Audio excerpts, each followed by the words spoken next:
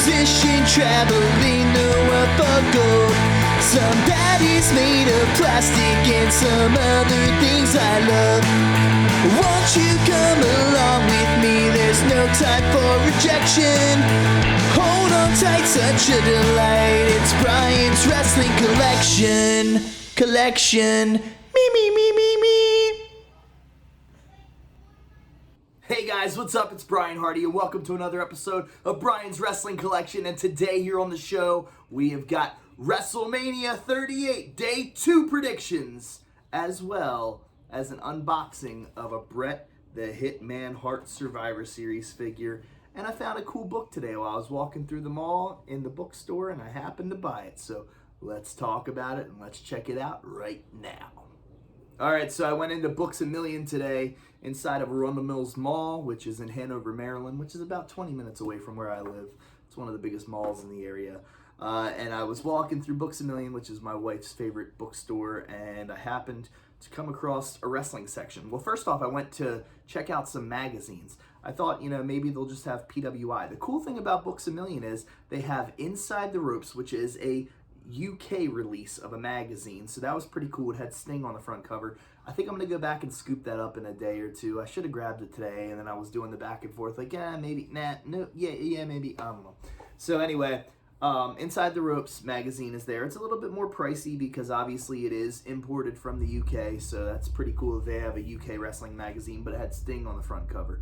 Then the other magazine that they had, I feel like, I don't know, I might be saying it wrong, but I could have swore it said it was like Wrestle Talk or something like that. But it was another UK wrestling magazine, which was really cool to see, and it kind of motivated me to maybe want to start a wrestling magazine again.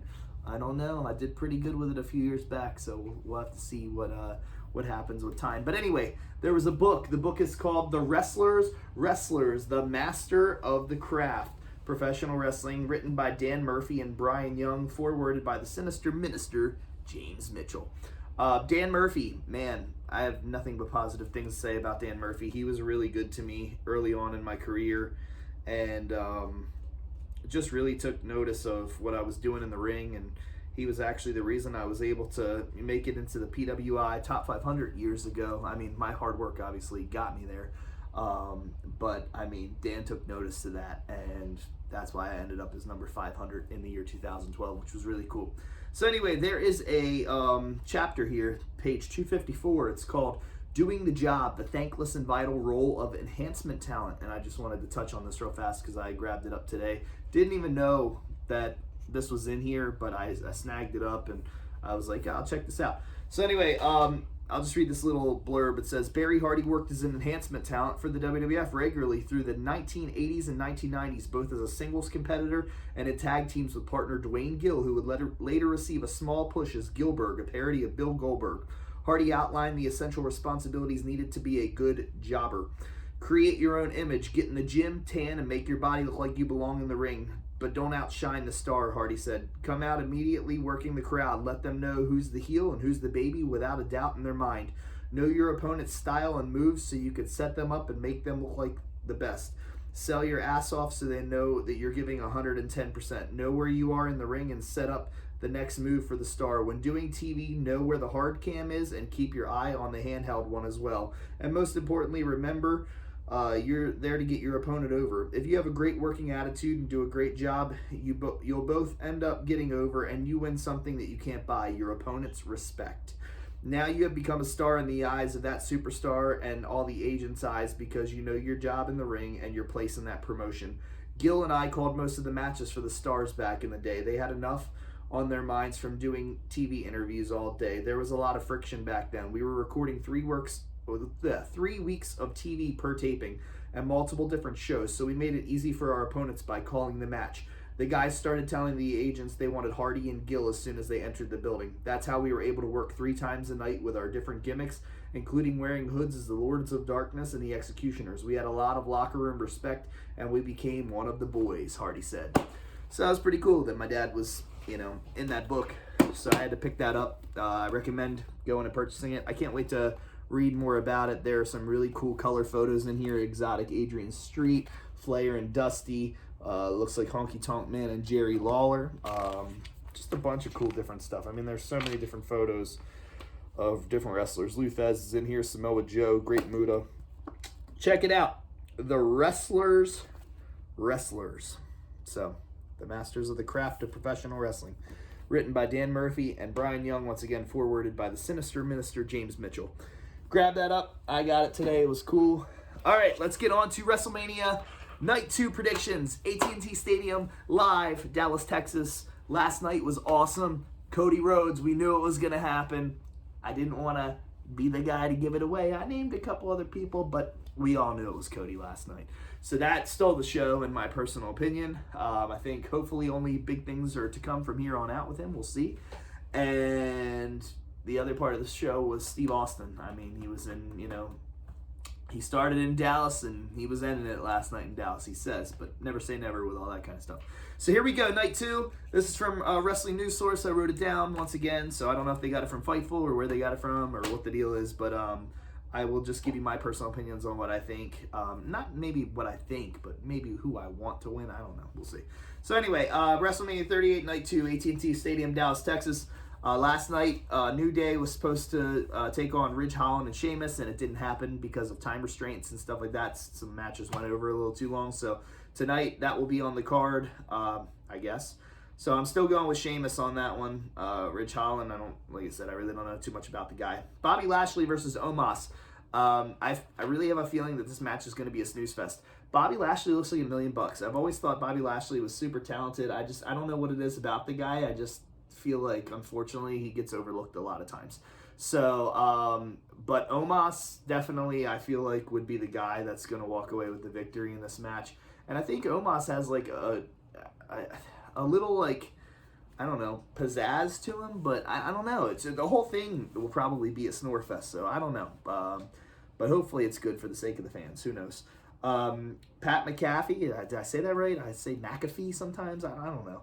Pat McAfee against Austin Theory. I'm just going to go with Pat because everybody likes the guy. He's funny. He was dancing on the table last night with Shinsuke Nakamura's entrance and all that other kind of stuff. So I guess people like the guy. Once again, another match, no offense, I don't really give two flying farts about. Johnny Knoxville versus Sami Zayn. Johnny Knoxville's kind of in that category of, like, there are people like me that work my entire life to get opportunities, and I don't understand why I've dedicated my whole life to pro wrestling, and a guy like Johnny Knoxville can just come in the ring and do whatever. So I get it. I understand it's the entertainment portion of the show. He's jackass. He's a superstar. He's a this. He's a that.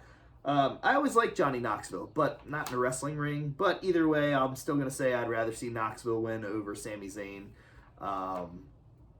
Yeah, I don't know. The Logan Paul thing had me really upset last night. It was kind of dumb and lame and whatever else. So, yeah, it's a little weird. Edge versus AJ Styles. That's the match I'm really looking forward to, honestly, tonight. I hope AJ gets the win on that, but we'll see what happens. The tag belts are on the line. RK Bro, Street Profits, and the Alpha Academy. I like the Alpha Academy a lot. As I've said, I don't really see anything in the Street Profits, and RK Bro is awesome. So hopefully RK Bro leaves with the belts. Zelina and Carmella, Sasha and Naomi, Rhea Ripley, Liv Morgan, Natty, and Shayna Baszler. The four-way women's tag team title match. It'd be cool to see Rhea Ripley and Liv Morgan as the champs leaving Mania. So we'll see about that. And last but not least, probably the only second match of tonight that's really got my attention. So Edge and AJ Styles has got my attention, and Brock and Roman for the Universal, or what are they, unifying titles or whatever. So of course I'm a Brock Lesnar guy. Hopefully it goes that way. Who knows? Are we going to get any crazy surprises tonight? Is anybody going to come out in the middle of one of these matches? Is it going to be Taker? Is it going to be The Fiend? Is it going to be Shane McMahon? Is it going to be anybody? I thought last night when Steve Austin said, "Get me a referee," that it was going to be Shane McMahon, but it wasn't, and I was bummed about that. But anyway, with that being said, let's unbox a figure right now. It's time for the Hitman. Hey guys, it's national recording artist and pro wrestler Brian Hardy, the host of the YouTube series Brian's Wrestling Collection, and live, May the 28th, 2022, I return to the Orchard Beach Banquet Hall in Glen Burnie, Maryland for my live talk show podcast and wrestling memorabilia event. Be sure to join us from 11 a.m. to 3 p.m.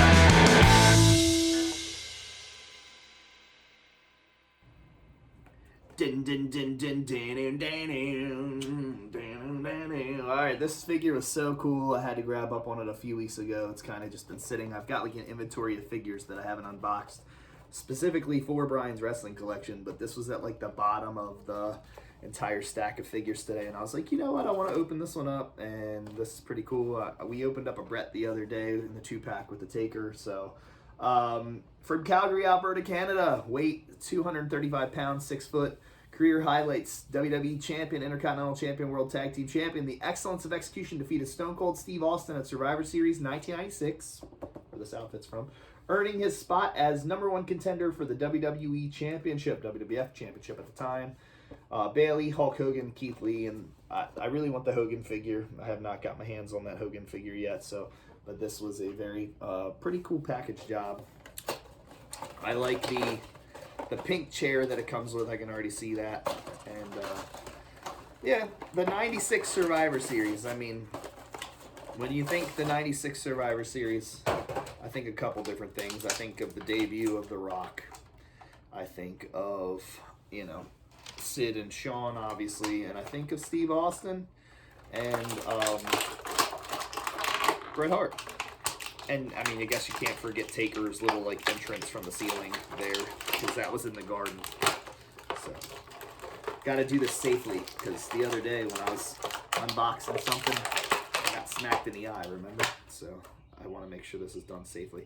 Alright, so this figure is really cool, actually. The face, again, for some strange reason, I said it on the last Bret Hart unboxing I did, but they never do solid with Bret's face scans. I don't know what it is, but he's got some shades in here. I'm not digging this at all. There's his face. It's kind of like, I don't really feel like that's an accurate portrayal of Bret's face scan, but whatever. So you put the shades back on him. Looks like a little bit better, but cool singlet. The back of the tights are a little, I don't know. I'd have to go back and watch the pay-per-view from 96, but I don't actually know. The boots are cool.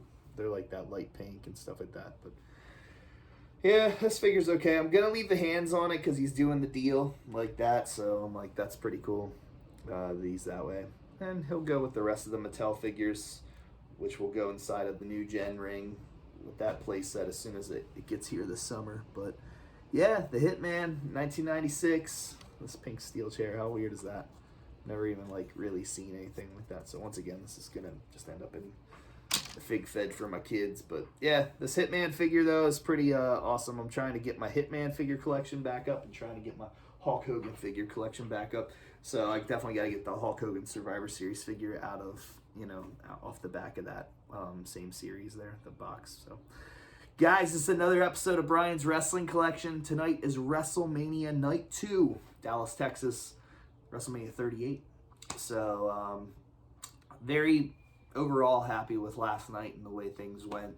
Hopefully it's just as good tonight. Like I said, reading you some of the matches kind of made me go, but we'll see what happens. So guys, until next time, this is Brian Hardy for Brian's Wrestling Collection saying keep on slamming. Dun, dun, dun, dun.